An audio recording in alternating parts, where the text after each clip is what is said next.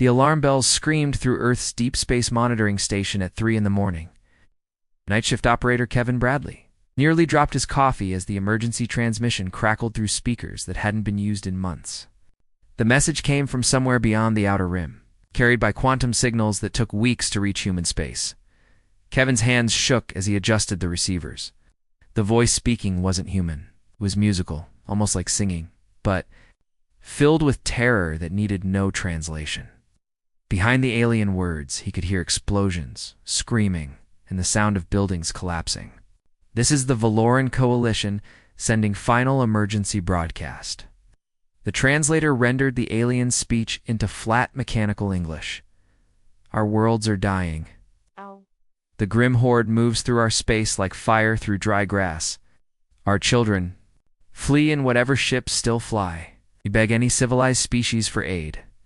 Medical supplies, transport vessels, food, anything to save who we can save. The message repeated 3 more times before cutting to static. Kevin stared at his screens, watching the signal strength fade until only silence remained. In 30 years of monitoring deep space, he had never heard anything so desperate. 2 hours later, Ambassador David Mitchell sat in his government office, reading the full transmission report. His secretary had brought him coffee, but it sat forgotten on his desk, growing cold as he read the same words over and over. The Valorans were asking for help the way drowning people asked for life preservers. Mitchell had met Valorans before. At diplomatic gatherings, they were peaceful people who looked like tall, thin humans with silver skin and large, kind eyes. They spent their time growing beautiful gardens on their 4 worlds and writing poetry about starlight. The idea of them facing something called the Grim Horde made his stomach turn. He pulled up files on other species' responses. The Centauri Federation promised to send thoughts and prayers. The Andromedan Council offered to hold emergency meetings. To discuss possible future aid, the crystal beings said they would meditate on the situation. Everyone offered sympathy. Nobody offered ships. Across town at Terra Defense Command, Admiral Jack Thompson was looking at very different files. His office walls were covered with tactical displays showing grim horde movements across the galaxy. Had arrows swept through star system after star system like a disease spreading through a body. The Grim had wiped out the peaceful garden worlds 3 months ago. Before that, the Silicon Valley civilization had vanished in just 2 weeks. The pattern was always the same. The Grim showed up with massive fleets, killed anyone who fought back, and enslaved everyone else. They strip-mined planets for resources and moved on. Leaving dead worlds behind, Captain Lisa Morgan knocked and entered without waiting for permission. She was Thompson's best aide, smart enough to know when rules didn't matter. Sir, the diplomatic Corps wants to send 3 hospital ships and 2 refugee transports to Valoran space. They're loading medical supplies and asking for volunteers. Thompson looked up from his tactical displays. The red arrows showing grim movements were already halfway through Valoran territory. How long until those hospital ships reach them? 6 weeks, sir. Maybe 7 if they have to make extra jumps. The Valorans will be dead or enslaved in 2 weeks. Thompson stood and walked to his window overlooking the space docks. Hundreds of human warships sat in their berths, weapons powered down, crews on leave. What about our fleet status? The 5th Fleet finished exercises last month. 15 ships, full crews, all battle-ready. Admiral Rodriguez has them on standby for the next deployment rotation. Thompson made his decision the way he made all decisions quickly and completely.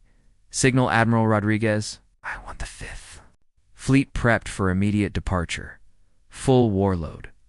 Battle configuration. Captain Morgan blinked. The Valorans asked for medical aid, not military support. No, no, no, no, no, no. His face was the same expression he wore when studying enemy positions. Captain, do you know what medical aid looks like when the patient is being murdered? No, sir. It looks like stopping the murderer. He walked back to his desk and began typing deployment orders. The galaxy's other powers want to send bandages to a gunfight. We're going to send guns, sir. The diplomatic corps will object. Other species will call it human aggression. Thompson's fingers never stopped typing. Let them complain. When the grim horde shows up, expecting to find helpless Valorans and a few hospital ships, they're going to find something very different. What's that, sir? They're going to find out why humans don't ask permission to help people. Retrace. Prime Minister Thalon Kroos stood in his government's emergency command center, watching the massive view screen that showed his star system's edge. For 3 days, he had been waiting for Earth's promised aid ships to arrive. His people desperately needed medical supplies and transport vessels to evacuate the outer colonies before the grim horde arrived in full force. But what materialized from hyperspace wasn't what he expected at all. 15. Massive human warships dropped out of faster-than-light travel like metal thunderclouds. Each one was 3 times larger than anything in the Valoran fleet. Their hulls bristled with weapon systems that Thalon didn't recognize. Instead of the red cross symbols of medical ships, these vessels carried the blue and white flag of human military forces. Minister, his aide Brandon whispered, his silver face pale with worry. They sent their navy. We asked for doctors and medicine, not destroyers and missiles. Thalon felt his heart sink. Had the humans misunderstood their message? Valorans were peaceful people who had never built serious weapons. Their small defense fleet consisted of patrol boats meant to chase away space pirates, not fight a genocidal army. The sight of human battleships made him wonder if his species had accidentally started a war instead of asking for help. The confusion spread beyond Valoran space within hours. News of the human fleet deployment reached every major government in the galaxy through diplomatic channels. The reactions were swift and negative.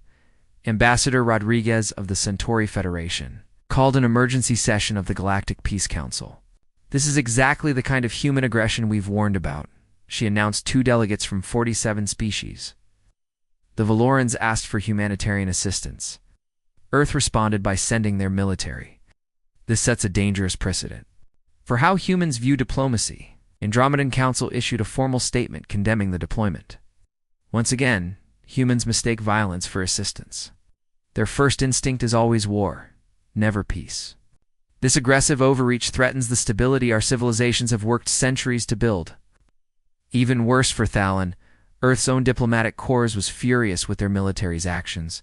Ambassador Mitchell sent angry messages to Terra Defense Command, demanding explanations for why warships had been sent instead of the promised hospital ships. Admiral Thompson has exceeded his authority, Mitchell told reporters. The Valorans requested medical aid and refugee assistance. We should be sending doctors and relief supplies, not weapons of war. This military response makes humans look like warmongers to the entire galaxy. Meanwhile, aboard the human flagship Valor, Admiral Thompson stood on his bridge studying sensor reports that told a very different story than the politicians were hearing. His ship's advanced scanners could detect things that Valoran technology couldn't see, and what they saw was terrifying.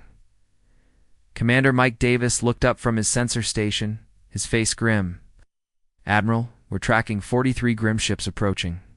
From the dark side of the system? Their formation suggests they're scouts for a much larger force. They'll reach Valoran space in 18 hours. Thompson nodded grimly. The Grim were known for sending advanced forces to test their enemies' defenses before launching full-scale attacks. They would probe Valoran positions, identify weak points, then call in their main fleet to finish the job.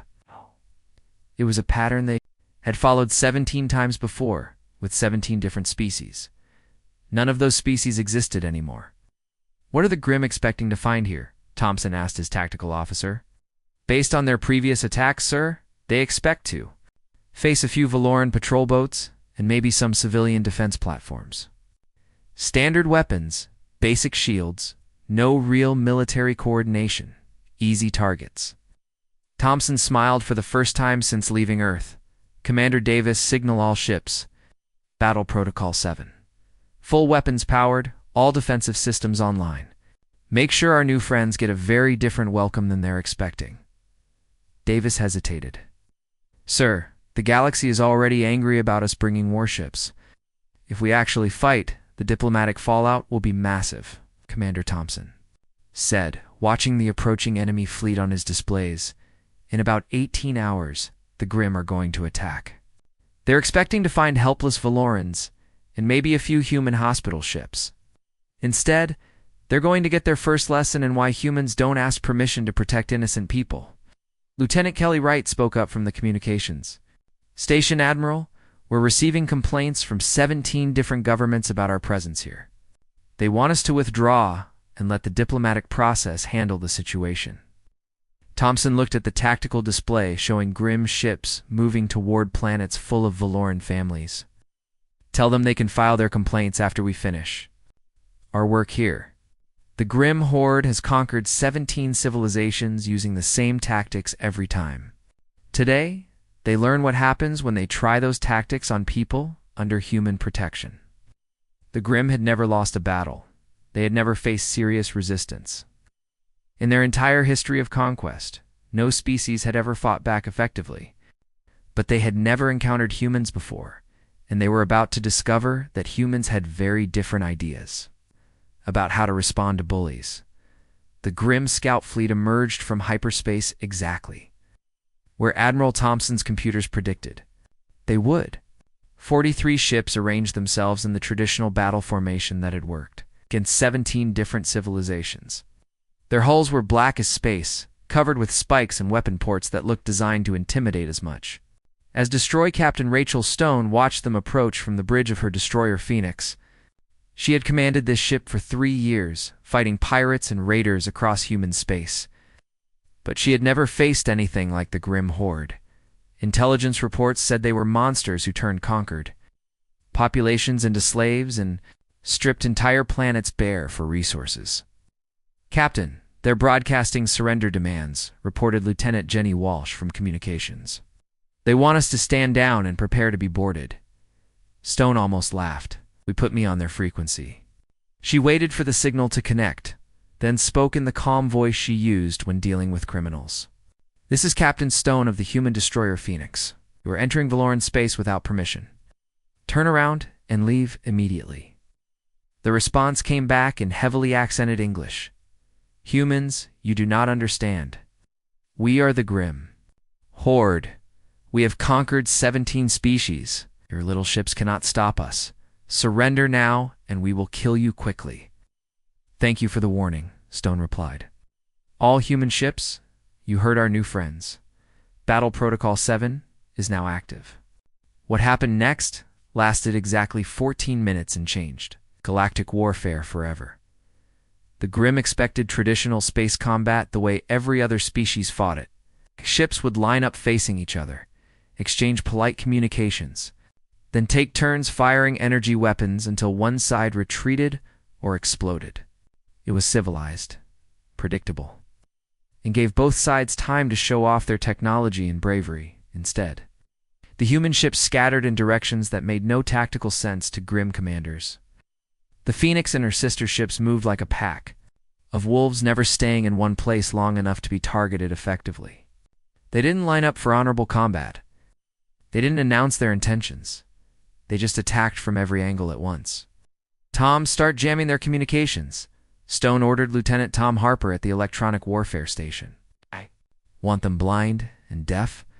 Jenny locked kinetic weapons on their command ship, full spread. Harper's fingers flew across his control panels, activating systems that other galactic powers had never developed. Electronic warfare suite is active, Captain. Scrambling their sensors and blocking their communications. They can't talk to each other or coordinate attacks. The Grimm had expected energy weapons that their shields could absorb or deflect. Instead, human ships fired physical projectiles at incredible speeds. Chunks of metal moving at significant fractions of light speed punched through Grimm's shields like they weren't there, tearing holes in holes that were supposed to be impenetrable. Target their engines, Stone commanded. I want prisoners, not debris. We need to know how many more ships are coming. Lieutenant Walsh worked her targeting computers with deadly precision. Missile locks on 12 Grimm vessels. Engines only, no kill shots. The Grimm tried to respond, but human tactics made no sense to them. Every time they turned to face one human ship, 2 others would attack from different angles. Their formation fell apart as individual captains tried to survive instead of fighting as a coordinated unit commander. Bobby Martinez aboard the cruiser Defiant reported over the tactical network. Phoenix, we've disabled their heavy cruiser. 3 destroyers are dead in the water. Their fighters can't lock onto us because Harper's jamming is too good. Stone watched her tactical display as Grimm ships went dark, one by one. This is 2. Easy. Are they really this bad at fighting? Captain Harper called out. I'm intercepting their communications. They're calling us demons and monsters. Apparently nobody has ever used electronic warfare against them before. They don't know how to fight an enemy they can't see or communicate with. The battle ended when the surviving Grimm ships broke formation and fled toward the edge of the system. 37 black warships drifted powerless in space, their crews either dead or trapped aboard disabled vessels. Only 6 Grimm ships escaped, carrying word back to their commanders about these terrifying new enemies who had fought without honor or mercy. Admiral. Thompson's voice crackled over the fleet communications network from the flagship Valor. All ships, excellent work. Begin boarding operations on the disabled vessels. I want prisoners for intelligence and any slave populations they might be carrying. Prime Minister Thalon Krose's voice came through on the diplomatic channel, filled with shock and disbelief. Admiral Thompson, we're reading massive energy signatures from the battle zone. Are you... Are you all right? The Grimm fleet was 3 times larger than anything we could field. Minister Cross, your orbital space is secure, Thompson replied calmly. We're sending boarding parties to the disabled ships to free any prisoners and gather intelligence about their main fleet. Your people are safe. But Admiral, the battle lasted less than 15 minutes. How did you destroy them so quickly? Thompson looked at his tactical display, showing the scattered wreckage of ships that had terrorized the galaxy for decades. Minister, we didn't destroy them. We disabled them. When their main fleet arrives expecting easy prey, they're going to find out what happens when humans decide to protect innocent people. Stone listened to the conversation while watching her boarding parties dock with crippled Grimm vessels. The monsters who had conquered 17 civilizations had been stopped. By human tactics they couldn't understand or counter. But she knew this was just the beginning. The real war was about to start. The news of the Grimm defeat at Valorn Prime reached Overlord Krex's fortress world within hours. The massive alien warlord stood 12 feet tall, his armored hide scarred. From 1,000 battles, for 3 centuries, he had led the Grimm horde from victory to victory, enslaving entire star systems and building an empire on fear and violence. Now, for the first time in his life, he was hearing about defeat. Impossible! Krex roared, his clawed fist smashing the metal table in his war room. 43 ships destroyed by 15 human vessels? These reports must be wrong. Subordinate, Captain Vexus, cowered before the Overlord's rage. Ah, my lord. 6 ships escaped. All captains confirmed the same story. Humans fight with weapons and tactics we have never seen. They disabled our fleet in minutes. Krex's red eyes blazed with fury. Then we will show these humans what real power looks like. Mobilize every ship in our territory. 300 vessels, the largest fleet in Grimm history. We will not just defeat them. We will make their destruction so complete that no other species will ever dare to resist us again. But what Krex didn't understand was that humans had been studying Grimm tactics for months. They knew how the Horde fought, how they thought, and most importantly, how they could be beaten. The war that followed would be unlike anything the galaxy had ever seen. Commander Steve Wilson crouched in the shadows of an abandoned space station, watching a Grimm supply convoy drift past in the darkness. His stealth ship Phantom was painted black as space itself, invisible to most sensors. Behind him, 12 other human special operations vessels waited for his signal. All units. This is Wilson, he whispered into his communicator. The convoy has 47 supply ships carrying food, weapons, and fuel to the main Grimm fleet. No escort vessels. They're not expecting trouble. The Grimm had never faced an enemy that attacked their supply lines. In 300 years of conquest, their enemies had always met them in direct battle, ship against ship, until one side was destroyed. Oh. The idea of striking at logistics and support systems was completely foreign to them. Wilson's raiders hit. The convoy, like ghosts, appearing from nowhere to disable the supply ships before vanishing back into space. By the time Grimm reinforcements arrived, the humans were gone, leaving behind empty vessels and confused alien crews who had no idea what had happened. 3 systems away, Major Kate Johnson was leading a very different kind of operation. Her marine assault teams had boarded a Grimm slave transport, moving through the ship's corridors like silent death. The Grimm crew never knew they were under attack until human soldiers appeared in their command center. "Surrender, and you live," Johnson told the terrified Grimm captain, her rifle pointed at his head. "Fight, and you die. Your choice." What happened next changed everything. In the ship's cargo holds, Johnson's teams found 3,000 slaves from 12 different species. People who had been captured during Grimm raids. Families torn apart and sold like property. Children who had never known freedom. "Listen to me," Johnson announced over the ship's speakers, addressing the rescued slaves in a dozen different languages. "You are free. The humans are here to help you. You want to go home, we will take you there. If you want to fight back against the monsters who enslaved you, we will give you weapons and training." Most of the freed slaves chose to fight. Colonel Ryan Brown stood in the command center of a liberated world, surrounded by representatives from 6 different species that had been rescued from Grimm rule. The planet's original inhabitants, the Carillions, had been enslaved for 50 years. Now they were free, and they wanted revenge. "Colonel Brown," said Elder Theax, the Carillion leader, "our people remember how to build ships. We have factories that can produce weapons. Tell us how to help." Brown smiled. This was exactly what Admiral Thompson had hoped would happen. "Elder, we're going to teach you human military tactics. In return, we want you to teach other liberated worlds. Together, we're going to build an alliance that the Grimm Horde will never break." Within months, the war had spread across Grimm space in ways Overlord Krex had never imagined. Human forces didn't just fight battles, they liberated slaves who became allies. Rescued populations who joined the fight and turned the Horde's own empire against them.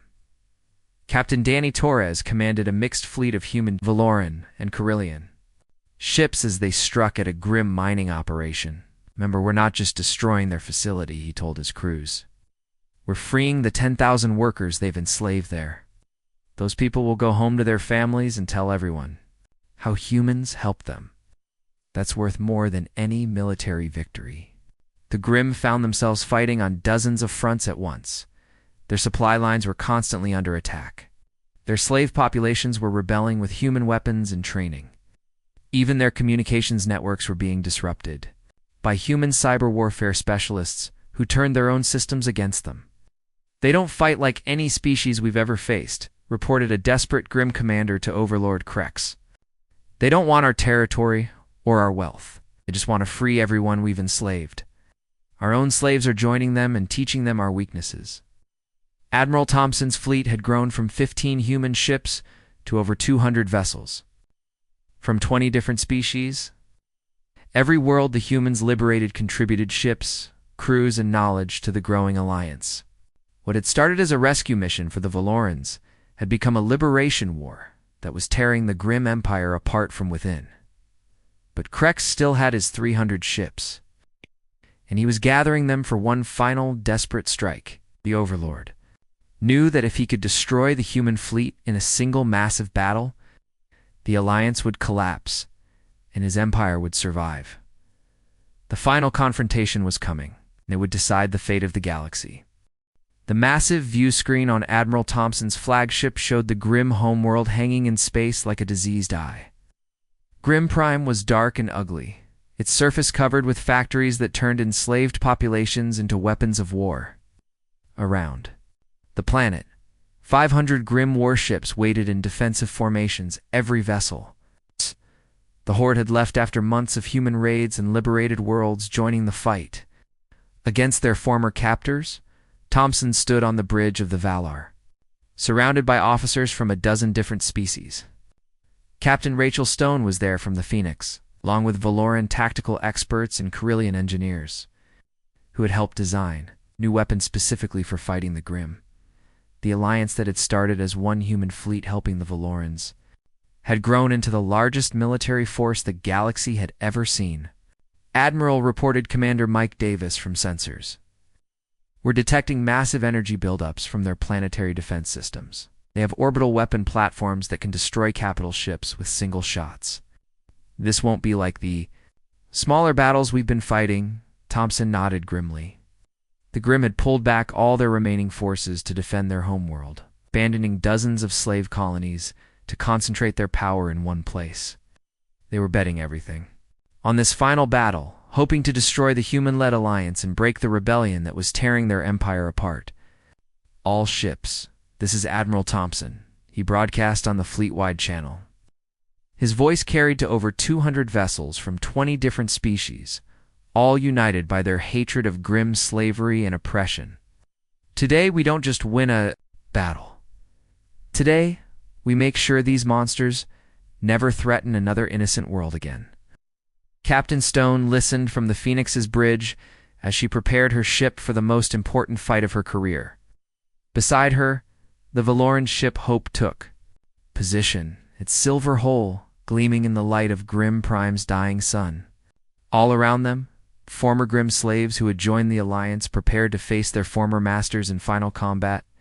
The battle began when Overlord Krex himself led a charge of his heaviest warships directly at the human formation. The massive alien warlord had decided that killing Admiral Thompson personally would break the Alliance's morale and end the rebellion. His flagship, the Destroyer of Worlds, was the largest ship in Grim space, armed with weapons that had leveled entire cities. But Krex had made the same mistake every Grim commander had made when facing humans. He expected traditional warfare, where ships lined up and traded shots until one side retreated. Instead, the human fleet scattered into the Wolfpack tactics that had won every previous battle. All wings, execute pattern Delta, Thompson ordered calmly. Show them what coordinated warfare looks like. What followed wasn't just a victory. It was a masterclass in military strategy that would be studied for generations. Human ships worked together with their alien allies to create overlapping fields of fire that no Grim vessel could escape. Electronic warfare specialists jammed enemy communications while boarding teams captured key ships instead of destroying them. Lieutenant Ginny Walsh, aboard the Phoenix, coordinated with Valoran, targeting computers to disable Grim weapon systems without killing their crews. Captain, we're not just beating them. We're taking their ships intact. Command wants prisoners and intelligence about any remaining slave worlds. Major Kate Johnson's Marine assault teams boarded disabled Grim vessels throughout the battle zone, fighting their way to command centers and detention blocks where final groups of slaves were being held.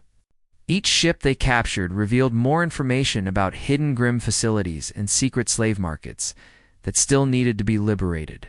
Colonel Ryan Brown worked with representatives from liberated worlds to establish temporary governments on planets that had been under Grim control for decades. We're not conquering their territory, he explained to his staff. We're giving it back to the people who lived there before the Grim showed up. The turning point came when Commander Danny Torres led a boarding action against Overlord Krex's flagship. The massive alien warlord fought with savage fury, but human tactics and superior training overcame brute strength. When Krex fell, his remaining forces surrendered rather than face destruction, as the last Grim strongholds fell silent. Prime Minister Thalen Cross contacted Admiral Thompson from his command ship. The Valoran leader's voice was filled with amazement and gratitude as he spoke. Admiral Thompson, when we sent that distress signal 6 months ago, we were asking for medical supplies and refugee ships to help our people escape. We never imagined anything like this. Thompson looked at his tactical display, which showed hundreds of former slave worlds now flying flags of freedom instead of Grim banners. Millions of enslaved people had been liberated. An empire built on suffering and oppression had been completely dismantled. Minister Cross, Thompson replied with a tired but satisfied smile, when humans respond to a call for help, we don't just treat the symptoms. We cure the disease. The Grim horde is finished forever. Your people are safe, and so are millions of others who are suffering under Grim rule. That's what real help looks like. News of the victory spread across the galaxy within hours.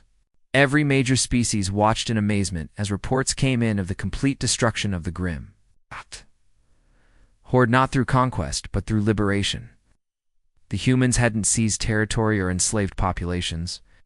They had freed everyone and then helped them rebuild their own governments.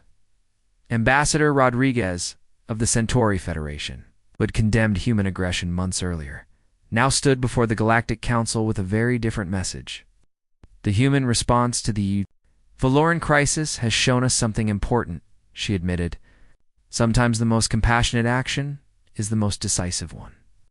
While we offered sympathy and empty promises, humanity offered ships and soldiers. The result speaks for itself. The Andromedan Council issued formal apologies for their earlier criticism. The crystal beings emerged from meditation to praise human courage. Even Earth's own diplomatic corps admitted that military action had achieved more in 6 months than decades of peaceful negotiations ever could have. In the end, the Valorans had asked for help, and humanity had sent warships. Those warships had not only saved the Valorans, but had freed an entire galaxy from tyranny. The lesson was clear to everyone watching when innocent people called for help. Humans didn't ask permission or wait for committee approval. They just helped completely and permanently. That made all the difference in the universe. Retriclod can make mistakes. Please double-check responses.